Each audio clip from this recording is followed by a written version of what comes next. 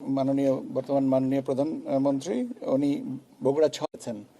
এখন এই দুটো আসনের উপরে আমরা নির্বাচন করব এবং নির্বাচনের জন্য আমরা যে শিডিউলটা আজকে জানাচ্ছি সেটা হচ্ছে যে আমরা আগামী 9 এপ্রিল 2026 তারিখ বৃহস্পতিবার সকাল 7:30 থেকে বিকাল 4:30 পর্যন্ত এই নির্বাচনে ভোট গ্রহণ করা হবে।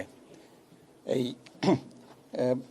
আমি আবারও বলি যে 9 এপ্রিল আগামী বৃহস্পতিবার এই দুটো আসনের শেরপুর 3 এবং বগুড়া 6 এই দুটো আসনের ভোট গ্রহণ অনুষ্ঠিত হবে।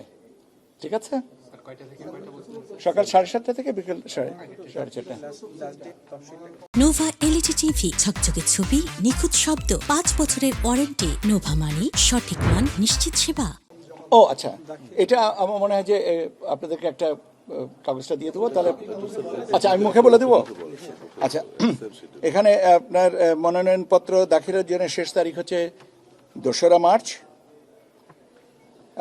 বাছাই করবেন রিটার্নিং অফিসার 5ই মার্চ।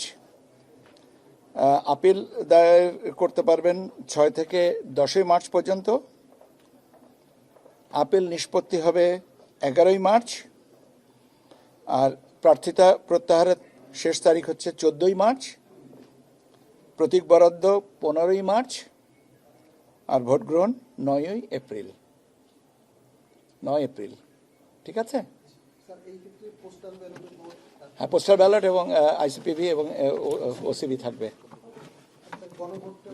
গণভোটটা তো দরকার নেই, কারণ একটাতে তো গণভোট আগে হয়েছে 6, আর গণভোটের যে ডিফারেন্স তাতে আরেকটা ইনক্লুড না করলেও কোনো অসুবিধা নেই।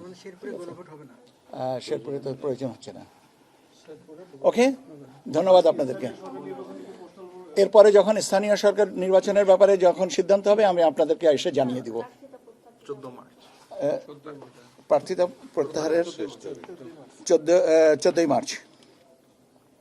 প্রতীক বরাদ্দ 15ই মার্চ। ঠিক আছে? অনেক ধন্যবাদ আপনাদেরকে।